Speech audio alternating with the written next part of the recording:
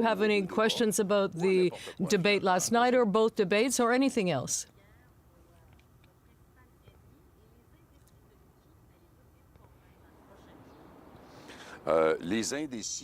Well, the undecided are ours because the Bloc Québécois probably, but we're talking about polls, of course, had a stronger support among the people 55 and over, francophones, than at the beginning of the campaign. Now, that may have evolved.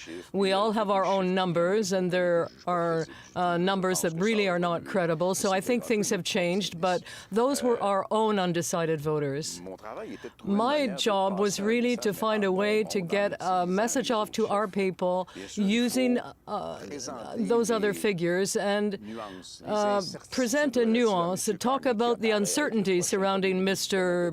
Carney, who seems to be about to become the next prime minister, who has refused to release information about his assets, even though the company he was the chair of had half of its investments in fossil fuels or in companies outside Canada or in prefabricated homes and, of course, investments in oil. He says he's talking about, nuclear energy, but his company had investments in modular reactors. So I think Mr. Carney has talked about his experience managing crises or negotiations, but he cannot give us a concrete example of that experience. I'm not saying that disqualifies him. I'm just saying that's a nuance to be considered compared to what he's been saying. And I thought it was a good way to say to people, look, now we all think that Mr. Carney is going to be chosen to be prime minister. I'm hearing from people in Quebec who are saying, listen, once we're sure of that, we'll go back to the Bloc, because the counterweight to show our difference as a Quebec economy is based on clean energy, the French language, our different immigration model. And I think all of that has to be protected and put forward, even after a period of negotiation that will last a little more than a year. So that was my message to Quebecers, saying, listen, we have an opportunity. Are we going to take it this time?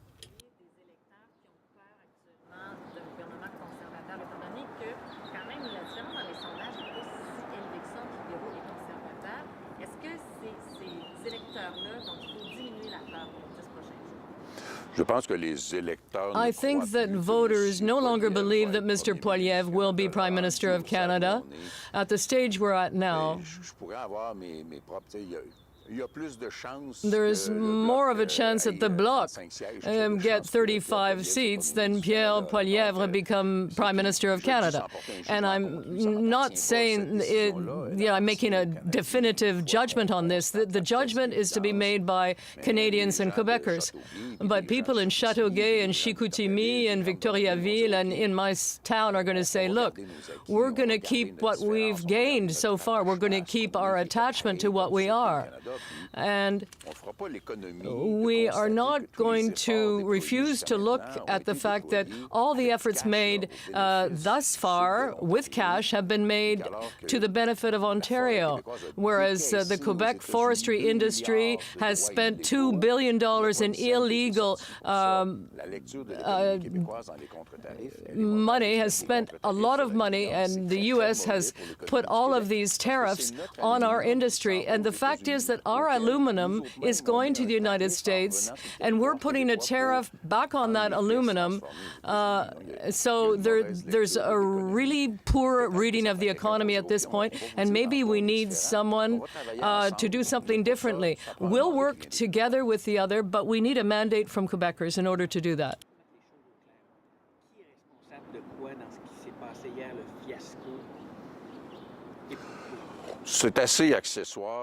Well, that's kind of a secondary question in the sense that my conclusion, and I was paraphrasing Monique Jérôme Fauré in saying it's no good. not so long ago, request by Québécois to have people pay to participate in a debate was scandalous.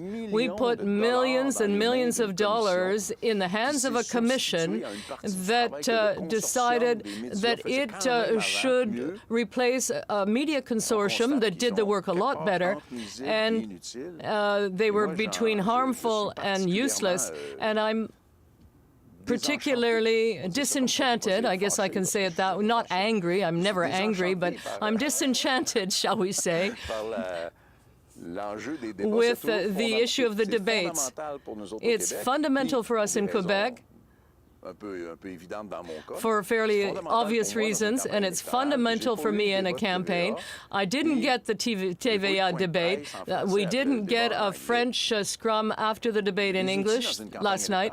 So we're in an election campaign, and people should be able to expect that to happen.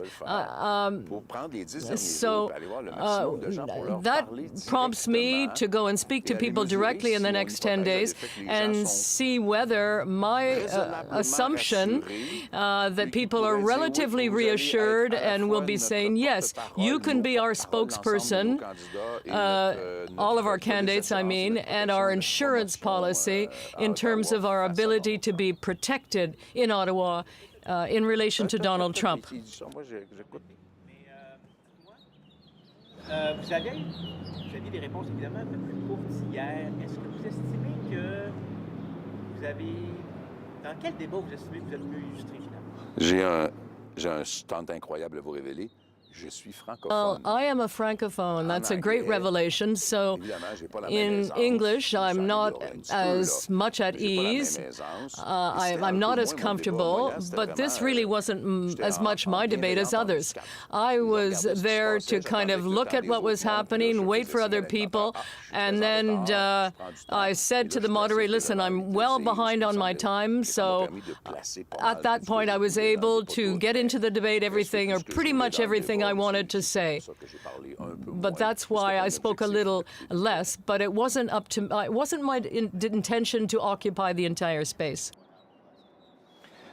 Useless, harmful, and expensive thing which prevented me from speaking French to the reporters yesterday after the debate, having us all look like fools with a few activists, extreme right activists, far right, you say, activists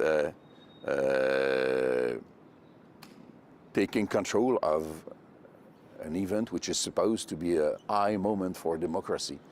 It's shameful. It's shameful. Now it's done. Let's go back to the campaign and discuss the real issues, which is the weight that Quebecers could choose to give to the Bloc Québécois, not to provide Mr. Carney with a too large mandate. I would even dare to say that there might be Canadians who think that maybe it's a good idea for Mr. Carney not to have a completely free mandate to do whatever he wants, and maybe they hope that we will do well. Why can't Quebec be represented by the Quebec ministers in the current government? Why would Mélanie Joly not be represented? I have been a minister a few years ago. We have jurisdiction over what does not interest the Prime Minister. Anybody in the cabinet of the Prime Minister has more power than the minister. As long as there will be less MPs from the Liberals in Quebec as they are in Canada, which will always be the case, they will have to submit to the number and the rules which will be implemented by the PMO. That's the way it works. And the simple campaign is the proof that we have more influence in the Bloc, and presently me, than all those three ministers together. Merci infiniment. À plus tard. All right, you were listening to the leader of the Bloc Québécois, Yves-François Blanchet, speaking in Montreal this hour. Of course, this is one of the first times we're hearing him speak after last night's English debate because of those post-debate scrums that were canceled at the last minute. So let's bring in Janice McGregor, who has been listening in from Ottawa. What is your takeaway from what he had to say about not only that canceled scrum, but his takeaway from the debates as well? Yeah, for him, you heard him talk about sort of what this meant, how he felt this impacted his campaign. He used the word disenchanted. The fact is, on English debate night, if you are the Bloc leader, your only chance to speak in French to your voters is during the scrums afterwards. He did not get those. His words, speak for themselves, really, so I'll just read them back. He said they all look like fools for letting far-right activists take control of an event that was supposed to be a high point in democracy. But then, and I think this is kind of a valuable sort of thing for him to kind of pivot to, in a world where I don't think anyone wants the main takeaway from last night, which was a vigorous 2-hour exchange between people vying to be prime minister and wanting to sort of compete with their policy ideas, not letting sort of those events kind of take over and cloud what really, was a very important debate. And he says, look, now this is done. We can get back to discussing the real issues, and his focus turns to campaigning again. But I just want to point out, he was upset because over the course of this campaign, there was not a debate on the private TVA network. He was sort of saying now these lack of French scrums compound for that. And so he has to campaign harder to speak directly to his voters.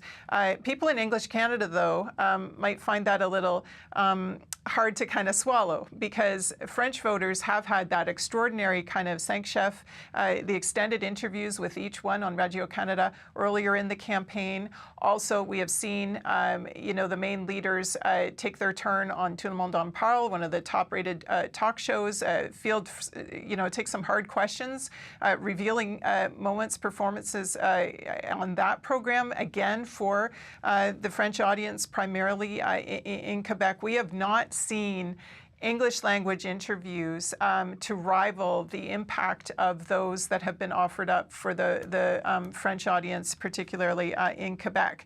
So Blanchet may be feeling hard done by, but on the balance, I think there's a lot of people in English Canada who wish there was a lot more sort of high-profile, in-depth kind of probing interviews of the leaders in English. But to stick sort of to the moment, as chaotic as things got, as regrettable as what happened last night is, for those who sort of care about the process, the value of sort of staying and not letting that distract and be too much of a sideshow that takes over, Blanchet pointing out, I think, some wisdom there. All right, Janice, thank you so much for this. And of course, we'll check in with you throughout the morning. Janice has also put together a radio special that's airing today. It's all about the issue of foreign interference and how it could play into this election. It's called How Safe Is Your Vote?